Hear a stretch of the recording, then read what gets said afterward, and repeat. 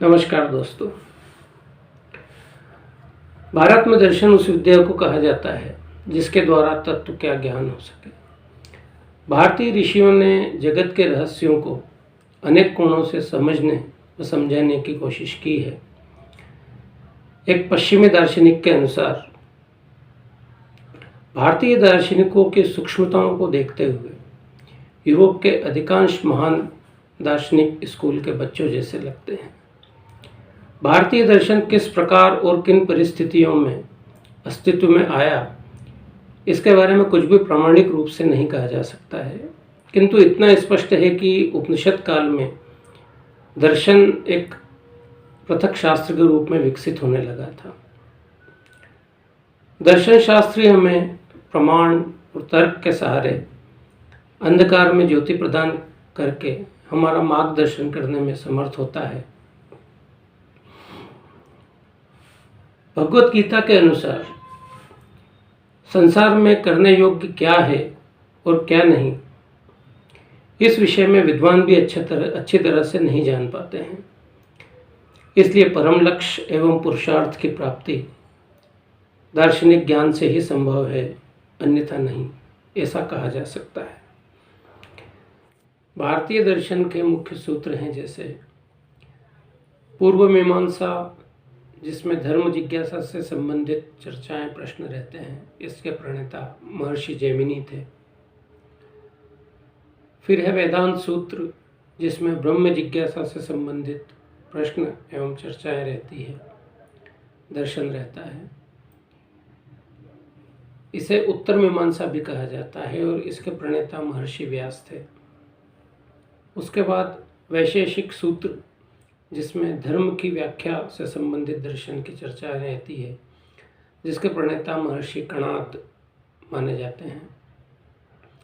फिर योग सूत्र, जिसके प्रणेता महर्षि पतंजलि।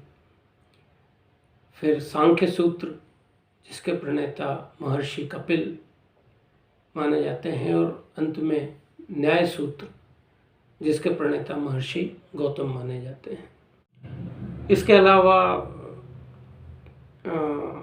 ये सब जो भी थे ये आस्तिक दर्शन की श्रेणी में आते हैं। और इसके अलावा नास्तिक दर्शन की श्रेणी में एक चार्वाक दर्शन नाम से भी एक दर्शन रहता है, जिसके प्रणेता ऋषि चार्वाक माने जाते हैं। इसके अलावा अवैदिक दर्शन भी हमारे भारत में हुए हैं, जैसे जैन दर्शन और बौद्ध दर्शन। इस अंक में हम कुछ पश्चिमी दार्शनिकों के बारे में भी संक्षेप में जानेंगे, क्योंकि तुलनात्मक रूप से इनके बारे में बहुत कम जानकारी भारतीय मानस को है। यद्यपि भारतीय दर्शन की तुलना में पश्चिमी दर्शन बहुत सतही स्तर पर हमें लगता है, फिर भी उसकी चर्चा करना यहाँ पर उपयोगी होगा। ग्रीक दार्शनिक जैसे सुकरात, प्लेटो एवं अरस्तु ने पश्चिमी विचारों की नींव रखी और इन प्राचीन ग्रीक दार्शनिकों के विचारों व चिंतन हमारी दुनिया के विषय में हमारी समझ को अभी भी प्रभावित करते हैं। इन चिंतकों ने ब्रह्मांड के गूढ़ व अप्रकट रहस्यों को समझने व समझाने के लिए रीजन यानी कारण एवं लॉजिक यानी तर्क का प्रयोग किया। इन्होंने मनुष्य की आंतरिक नैतिकता के क्षेत्र में भी कुछ कार्य किया। पहले ग्रीक दार्शनिक जिन्हें माना जाता है, उनका नाम थेल्स है, जो कि मिलिटियस, ग्रीस के मिलिटियस नामक क्षेत्र के अंदर पैदा हुए थे। उनसे लेकर प्लेटो एवं अरस्तु तक हम सभी ग्रीक दार्शनिकों के बारे में बात करेंगे, जिन्होंने आने वाले हजारों वर्षों के लिए विज्ञान व दर्शन के क्षेत्र में हमारा मार्गदर्शन दिया। ग्रीक दर्शन व चिंतन के क्षेत्र में प्रमुख रूप से कुछ दार्शनिक हुए हैं, जिनमें पहले, जैसा मैंने पहले बताया, थेल्स, जो कि प्रथम ग्रीक दार्शनिक के रूप में माने जाते हैं। उसके बाद फिर पाइथागोरस आते हैं, जिन्हें गणित के पितामह या जनक या फादर ऑफ मैथमेटिक्स के रूप में जाना जाता है। उसके बाद फिर प्रोटोगोरस, जो कि रिलेटिविस्ट थे, रिलेटिविस्ट मतलब सापेक्षतावादी दर्शन इनका था। ये भी एक ग्रीक दार्शनिक थे और ये सब जो क्रम है ये पूरा क्रमिक रूप से एक के बाद एक जो दार्शनिक ग्रीस दार्शनिक हुए वो थे। प्रोटागोरस के बाद फिर सुकरात आते हैं, जिन्हें पश्चिमी विचारों के जनक यानी वेस्टर्न फिलोसॉफी उसका फादर कहा जाता है। सुकरात के बाद प्लेटो रहे, जो कि सबसे प्रसिद्ध प्राचीन ग्रीक दार्शनिकों में से एक थे। प्लेटो के बाद अरस्तु थे अलेक्जेंडर यानी सिकंदर महान जिसको बोला जाता है, उसके गुरु के रूप में भी जाने जाते हैं अरस्तु। उसके बाद एपिक्यूरस, जो कि ट्रांक्विलिटी यानी शांति के खोजी के रूप में इनका कार्यक्षेत्र रहा है। एपिक्यूरस के बाद डायोजनीज, जो कि एक द सिनिक के नाम से जाने जाते हैं। सिनिक उस व्यक्ति को कहा जाता है जो सबको स्वार्थी समझता है या सबको निंदक समझता है या सबके अंदर दोषों को देखता है। तो डायोजनीस का दर्शन का क्षेत्र पूरी तरह से सिनिक के क्षेत्र, या जैसा मैंने बताया कि दोषदर्शी या निंदक के रूप में उनका दर्शन हमें देखने को मिलता है। और जो सबसे प्रमुख ग्रीक दार्शनिक हुए हैं उनमें सबसे लास्ट के रूप में हम जान सकते हैं ज़ेनो, जो कि सीटियम नामक स्थान के ऊपर हुए थे। और ज़ेनो जो थे वो स्टोइक यानी उदासीनता से संबंधित क्षेत्र का दर्शन के क्षेत्र के अंदर माने जाते हैं। यहाँ पर हम आज सर्वप्रथम बात करेंगे प्रथम ग्रीक दार्शनिक जिन्हें माना जाता है, जो कि थेल्स है। 7वीं सेंचुरी बीसी के आसपास ग्रीक दर्शन नैतिक प्रश्नों की तुलना में प्राकृतिक विज्ञान से ज़्यादा संबंधित था। प्रारंभिक ग्रीक दार्शनिकों में से एक, जिनका नाम थेल्स था, उनका जन्म ग्रीस के मिलेटियस नामक स्थान पर 624 बीसी के आसपास हुआ था। मिलेटियस नामक स्थान वर्तमान में तुर्की के अंदर आता है। जिस समय थेल्स थे उस समय पर यह ग्रीस के अंदर हुआ करता था, और जिनका दर्शन मुख्य रूप से वैचारिक विचारों से संबंधित था, वैज्ञानिक विचारों से संबंधित था। और प्रारंभिक चिंतकों व दार्शनिकों में से वे एक थे, जो कि इस प्रश्न को निर्धारित करने का प्रयास कर रहे थे कि ब्रह्मांड यानी कॉस्मोस का निर्माण कैसे हुआ। यह दर्शन मेटाफिजिक्स की एक शाखा है। थेल्स एक अद्वैतवादी थे, अर्थात वे मानते थे कि ब्रह्मांड का निर्माण किसी एक तत्व से हुआ है। थेल्स की इस परिकल्पना के पीछे का चिंतन यह था कि ब्रह्मांड के निर्माण के लिए कुछ एक ठोस आधार होना चाहिए, और वह आधार परिवर्तनशील और गतिमान होने में सक्षम होना चाहिए, जो कि जीवन की उत्पत्ति के लिए आवश्यक होता है और जिससे समस्त ब्रह्मांड बना है। थेल्स के अनुसार पानी में वह सारे गुण होते हैं जो कि उनके निष्कर्षों पर खरे उतरते हैं। थेल्स उन प्रारंभिक विचारों में से एक हैं जिन्होंने प्राकृतिक दुनिया के प्रश्नों पर विचार किया, न कि भगवान से संबंधित प्रश्नों पर।